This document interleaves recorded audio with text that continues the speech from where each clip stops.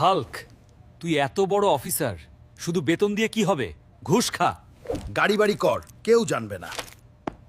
ঠিক আছে, কাজ হয়ে যাবে, তবে টাকার অঙ্কটা যেন ঠিক থাকে, কেউ যেন না দেখে। দেখলি শয়তান, তোর বুদ্ধিতে আজ আমি 10 তলা বাড়ির মালিক, টাকার বিছানায় ঘুমাই।